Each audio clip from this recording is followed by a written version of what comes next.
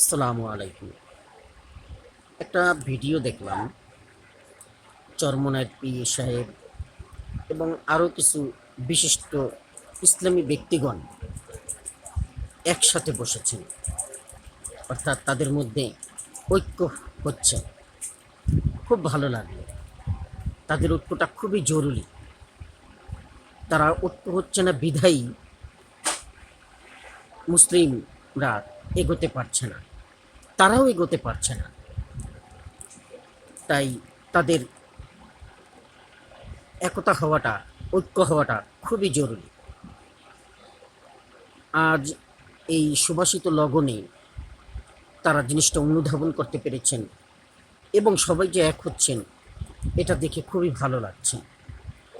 আল্লাহ তাদের এই ঐক্যকে কায়েম রাখুন এবং তারা এগিয়ে যান, সর্বাত্মকভাবে এই কামনা করি।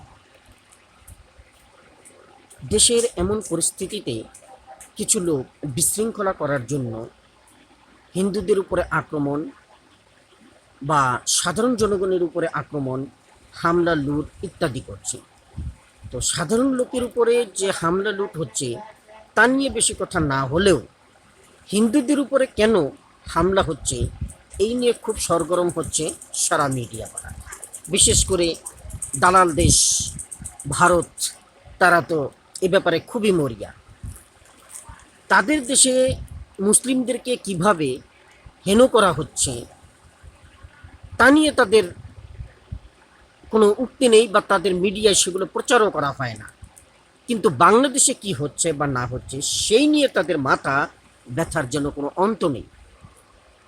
যাই হোক, আমাদের দেশটা আসলে অসাম্প্রদায়িক। আমরা মুসলিমরা কখনো হিন্দুদেরকে অত্যাচার করেছি এরকম আমার দৃষ্টিতে আমি দেখিনি। আজকে হিন্দুরা তারাও বলতেছেন যে না, আমাদেরকে সর্বাত্মকভাবে মুসলিমরা সহযোগিতা করতেছেন, এমনকি মাদ্রাসার লোকেরা পর্যন্ত আমাদের মন্দিরগুলো পাহারা দিচ্ছেন। এর চেয়ে আর বড় কি হতে পারে পাওনা। তো দেশের এই ঐক্যের সময় চরমনায়ের পীর সাহেব হিন্দু মহাজোটের, বিশেষ করে হিন্দুদের যিনি প্রধান, এই ব্যক্তিকে নিয়ে দেখেন, তাদেরকে নিয়ে একটা কথা বলতেছেন, হিন্দুদের পক্ষ হয়ে তাকে এনেছেন এবং তাকে নিয়ে কথা বলতেছেন। কথাগুলো কি একটু শুনি। আসেন আমরা সবাই হাতে হাত থেকে শপথ গ্রহণ করি, আমরা বাংলাদেশের সমস্ত নাগরিক এক হয়ে বাংলাদেশকে সামনে অগ্রসর করব। আমরা সবাই এক, অভিন্ন। এখানে কোনো পরিচয় থাকবে না, শুধু পরিচয় থাকবে আমরা বাংলাদেশের নাগরিক। আল্লাহ আমাদের সবাইকে সম্মিলিতভাবে দেশটাকে সামনে অগ্রসর করার তৌফিক দান করুন।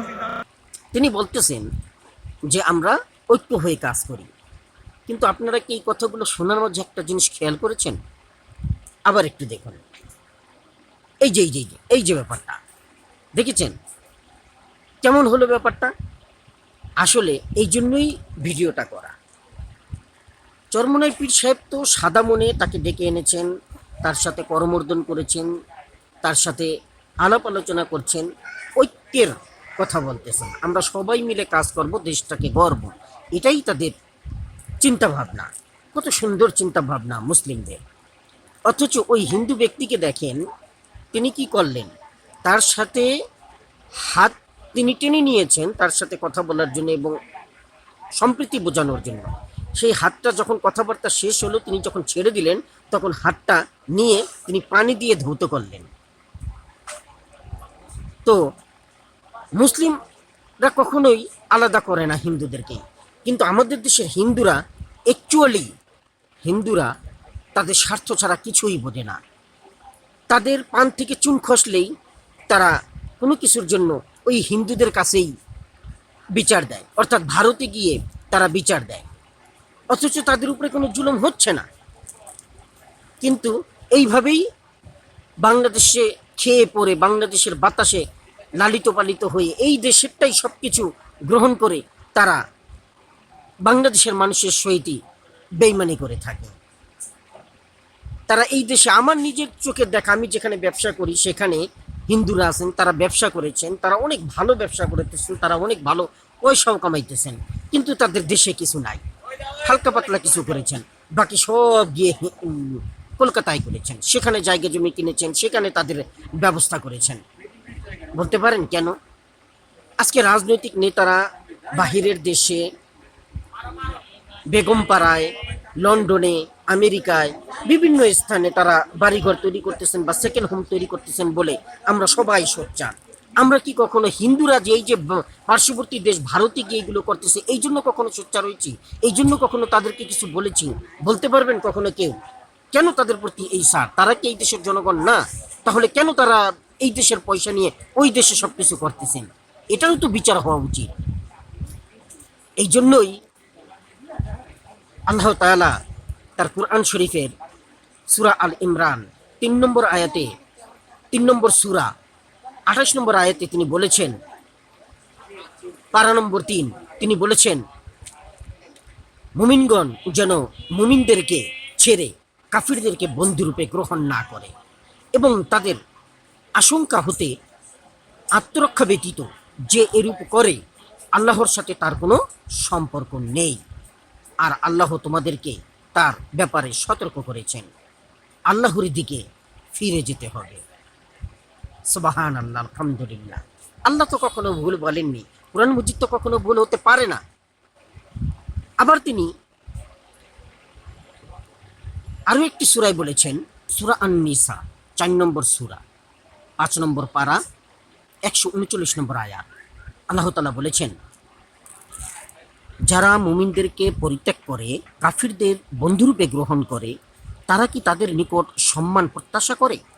কিন্তু যাবতীয় সম্মানই আল্লাহর। আল্লাহ তাআলা ক্লিয়ার বলে দিয়েছেন। তাই মুসলিম যারা ব্যক্তিত্ব আছেন আজকে ঐক্যের জন্য তাদেরকে ঠিকই ডাক দিয়েছেন, সম্প্রীতির সহিত বসবাস করুন, ঠিক আছে, কিন্তু তাদের সাথে থেকে সাবধান থাকতে হবে। আমাদেরকে সব সময়ের জন্যই সাবধান থাকতে হবে, কারণ ওরা সত্যিকার অর্থে আমাদেরকে বন্ধুরূপে গ্রহণ করে না। আমরা ওদেরকে বন্ধুরূপে গ্রহণ করলো, আমরা ওদেরকে ভাই হিসেবে গ্রহণ করলেও ওরা আমাদেরকে ভাই হিসেবে গ্রহণ করে না, ওরা আমাদেরকে বন্ধুরূপে গ্রহণ করে না। ওরা সবসময় আমাদের পিঠে ছোড়া মারার জন্য ব্যতিব্যস্ত থাকে। সুবহানাল্লাহ, আলহামদুলিল্লাহ। আল্লাহ তাআলা তার কুরআন শরীফে অনেক আগেই তা ব্যক্ত করেছেন। ধন্যবাদ। আসসালামু আলাইকুম।